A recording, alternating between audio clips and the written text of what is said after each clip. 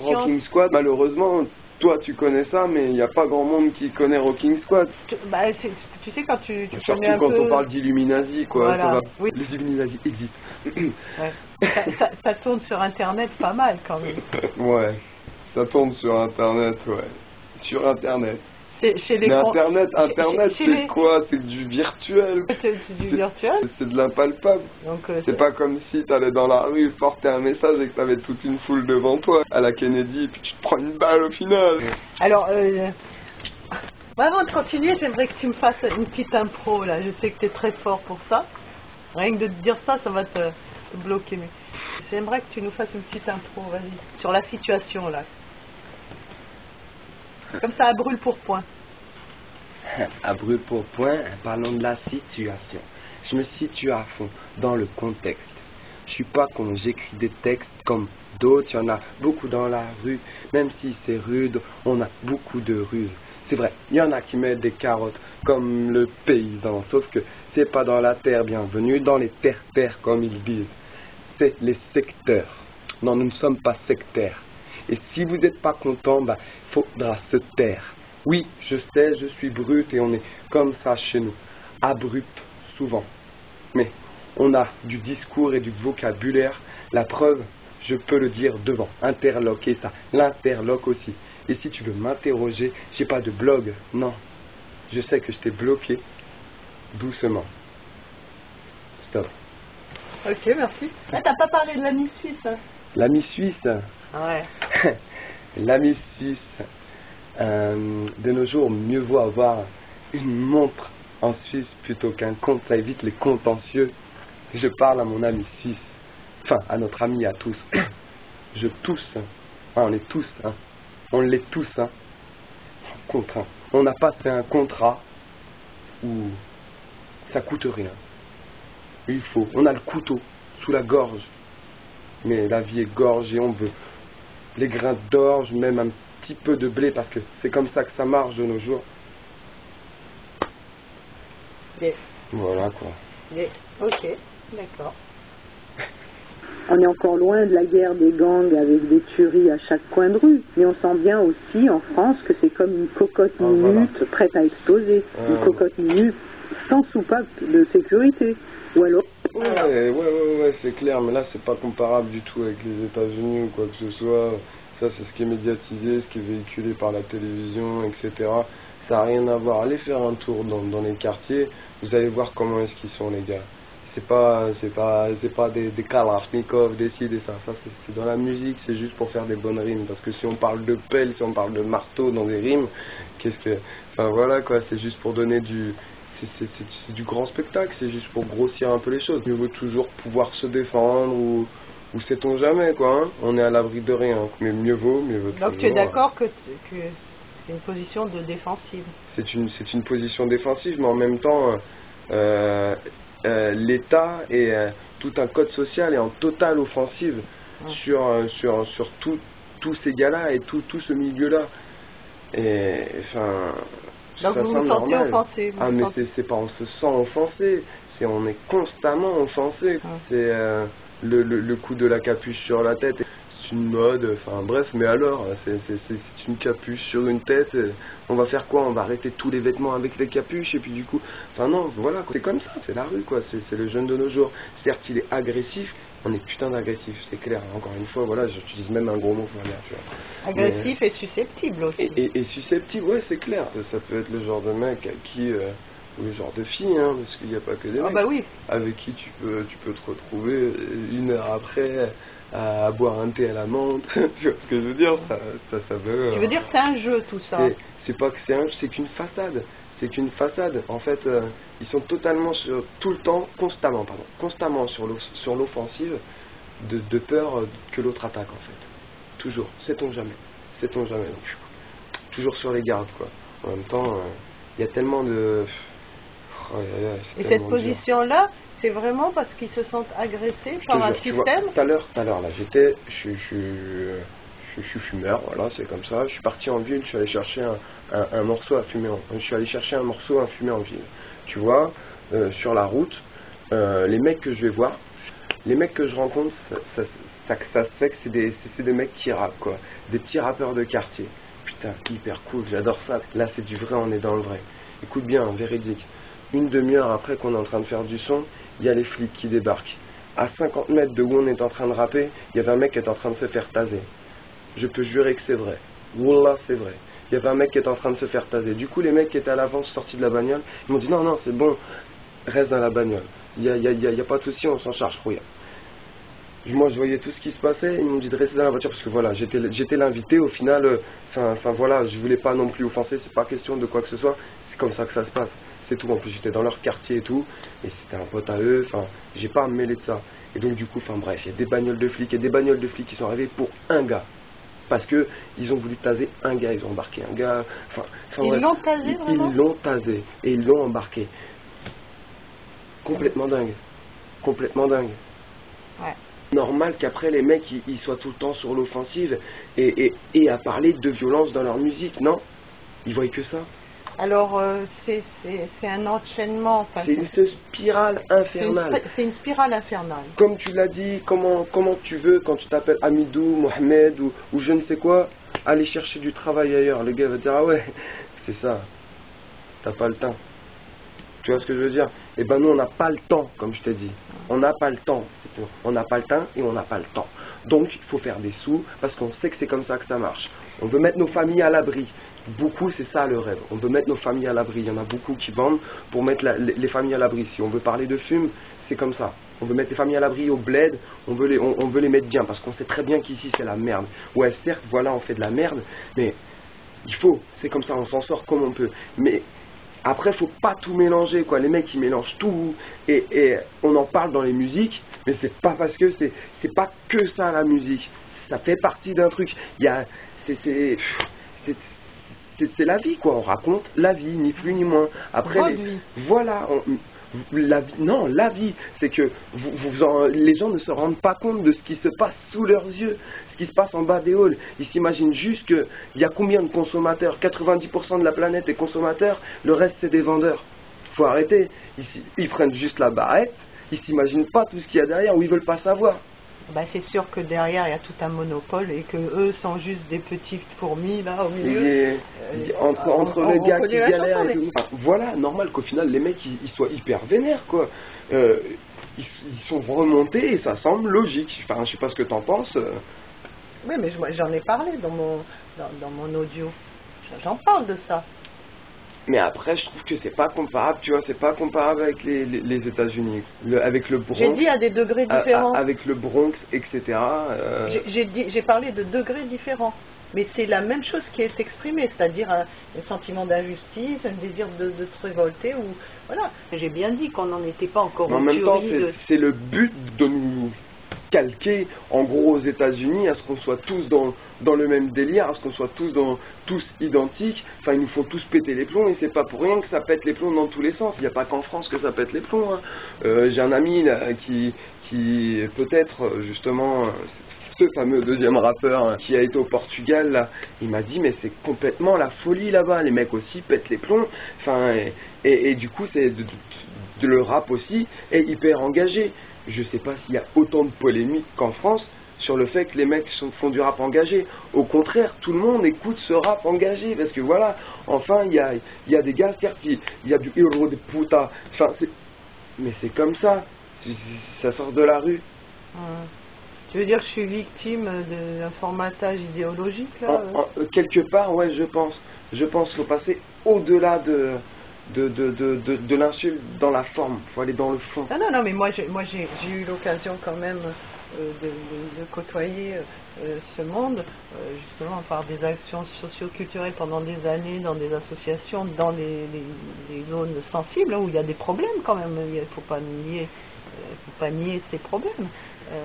Il y a vraiment des... Oui, bien sûr. Non, mais c'est vrai qu'il y a des gros problèmes, mais bon, il y a aussi des gens qui aiment se donner des problèmes. Et j'ai l'impression que dans tous ces trucs sociaux, c'est beaucoup plus des gens qui viennent se donner des problèmes que des gens qui ont vraiment des problèmes en eux-mêmes. C'est sûr que leur fond de commerce, c'est le misérabilisme. Parce que je sais pas si vraiment quelqu'un qui a... Mais il y a quand même des problèmes. Bon, je dis pas que dans d'autres classes sociales, il n'y a pas de problème. Enfin, je sais que étant petit, on a connu la galère, enfin quand je vivais uniquement avec ma mère et une de mes sœurs dans un HLM, on a mis longtemps avant de se dire que bon bah voilà, bon certes on n'a plus rien du tout à manger, bon je crois qu'il va falloir aller au secours populaire. Et c'est vraiment parce que quand on a été au pied du mur, sinon on ne l'aurait pas fait quoi. Donc je me dis que comment est-ce que des gens peuvent rentrer dans des trucs comme ça à caractère social? Je trouve ça assez... Parce qu'il y a une demande, hein, il y a quand même une vraie, Non, c'est qu'on pousse à la demande. On rend les gens assistés. Il y a un vide culturel, il y a un vide, il y a Mais réellement... non, il y a une vraie culture.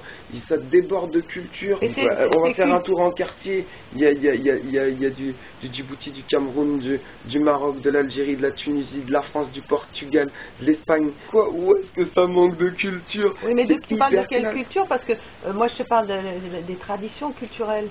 Je te parle pas de cette culture, cette espèce de mix, ces formes nouvelles de culture. Je te parle vraiment, ils ont la plupart des traditions qu'ils ignorent. Qui se passe dans la rue, et donc le mélange qui est rendu, que moi je trouve plutôt pas mal, même si bon voilà, il a des failles à certains endroits. Je trouve ce métissage culturel plutôt classe, quoi, faut dire ce qui est. Peut-être qu'on aura la chance. Je vais prendre pour exemple l'île de la Réunion, qui s'en sort très bien, a une grosse diversité culturelle, et qui au final c'est un exemple à suivre. Et peut-être que la France un jour arrivera à faire aussi bien, mais bon, c'est beaucoup plus grand. C'est sûr qu'il y a un melting pot qui peut être aussi enrichissant. Voilà, il y a une très belle chose à faire de par ce métissage. Et je pense que si on veut rentrer dans les vraies cultures traditionnelles, c'est pas en bas de la rue, mais c'est suivre ces mecs-là un par un. Tu rentres avec eux chez eux dans la famille, tu peux y aller, hein, c'est pas... Tu retournes vers leurs racines. Voilà, là tu rentres dans le traditionnel. Lui, c'est juste que, encore une fois, je répète, c'est qu'une façade qu'on se donne. On a aussi notre jardin secret, si je puis dire. C'est là où ça commence à devenir intéressant. Il y a une identité culturelle vraiment propre à chacun. Il y a maintenant de nos jours, c'est beaucoup... une mère française ou un père français et un père qui vient de là-bas ou une mère qui vient de là-bas, et donc du coup ça fait qu'il y a cette culture française qui est plus ou moins acceptée chez l'individu, plus la culture de là-bas qui va être plus ou moins encore une fois acceptée par l'individu. Là en ce moment c'est clair que les mecs ils préfèrent parler de leur culture de là-bas. Du fait de ce rejet qu'ils ont l'impression qu'ils subissent, ou qu'ils ont l'impression de subir. Mais voilà, mais de par ce rejet qu'ils subissent, qu'on subit, de par ce vrai rejet qui existe vraiment, hein, comme je te dis tout à l'heure, les flics, à n'importe quel moment, tu marches dans la rue, tu peux te faire demander tes papiers. Enfin, tu rentres dans un magasin, peu importe lequel. Il y a vraiment du délit de ce sale gueule. Délit de faciès, totalement délit de faciès. Tu vas avoir une dégaine bien particulière. Voilà, c'est comme ça. Hein, ils vont te tomber dessus. On s'habille bien comme on veut. Non, c'est pas ça. Tu vas rentrer dans un magasin, et ben, tu vas être, bien sûr, le mec, le patron, si c'est une petite épicerie, va être bien plus regardant. Il faut dire qu'il y a des troubles, hein. Faut pas non plus idéaliser. Il y en a, c'est clair, mais après il y a aussi des gens qui peuvent très bien s'habiller en costard et qui sont kleptomanes. Ah bah oui, non, mais sans être kleptomane. Et qui sont voleurs, enfin bref, peu importe. Donc, enfin voilà, c'est vraiment le délit de faciès. L'ami suisse, il dit que les plus grosses mafias, c'est ceux qui sont en haut, quoi. C'est pas... Là, ouais. L'ami suisse a tout compris alors. On continue ou quoi? Bien sûr. Interlock, est-ce que tu te souviens ce qui s'est passé en 2005 pour qu'il y ait eu ces émeutes dans les banlieues ou pas? Alors rappelle-moi. Des gamins qui avaient... qui sont morts là, électrocutés parce qu'ils ont été poursuivis, etc. Je me rappelle plus. Wow. C'est ça qui a suscité. C'était la petite goutte qui avait fait déborder le vase. Puis alors, voilà, ça je pense que ça a été l'élément déclencheur.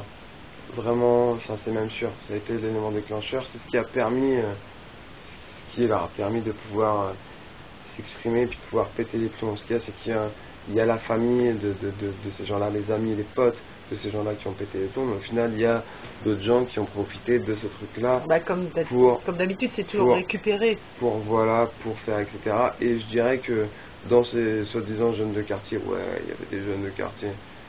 Mais ça m'étonnerait pas qu'il y ait d'autres personnes qui n'ont rien à voir, qui viennent pas des quartiers et qui en ont fait sûrement plus de cramage de voitures que les gars des quartiers eux-mêmes.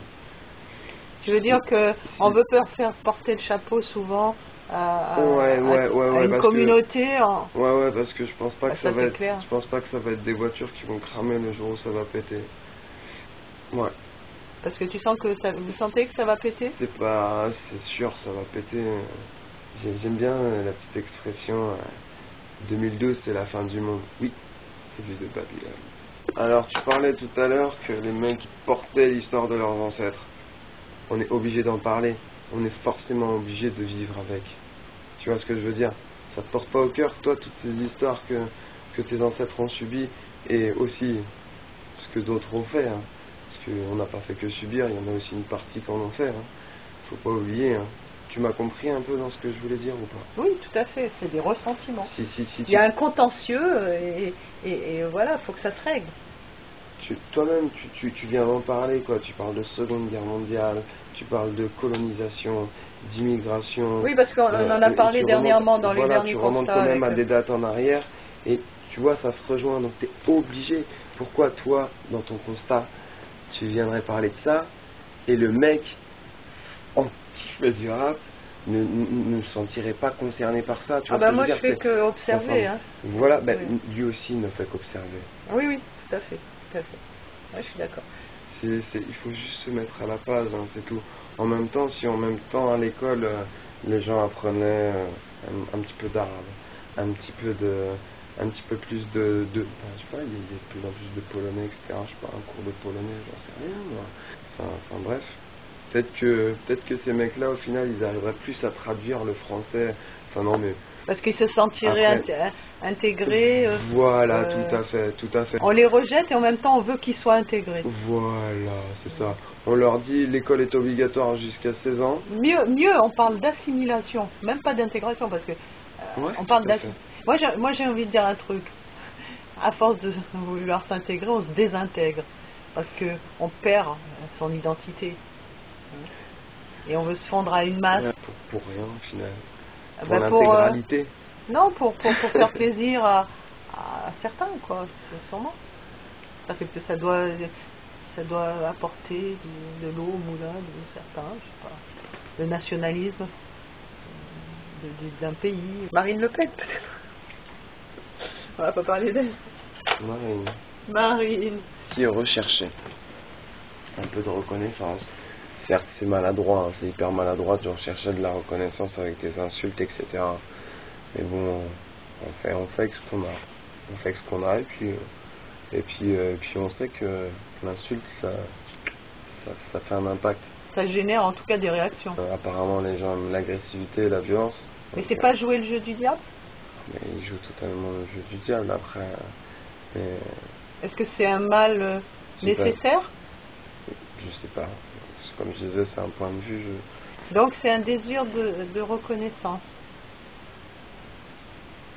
C'est un désir de reconnaissance, ouais. Ouais, c'est un désir de reconnaissance. Il a besoin, il pousse son cri, quoi, le mec qui vient poser tout. Enfin, en fait, là, je suis en train de prendre conscience du pourquoi, du comment. Certains mecs, après, voilà, le message, il est hyper maladroit. Comme je disais tout à l'heure, je parlais de LIM. C'est hyper maladroit ce qu'il fait. C'est clair que ça a un impact hyper néfaste sur toute une jeunesse. Surtout qu'on a une responsabilité quand on est dans cette position, parce que justement, on influence toute une jeunesse. Mais lui, il est dans un personnage, il est dans un délire, tu vois. Je pense que les 3/4 de ces rappeurs-là, justement, c'est un délire. Pas forcément comme ça dans oui, hein, ça veut rien dire, quoi. À tout de suite.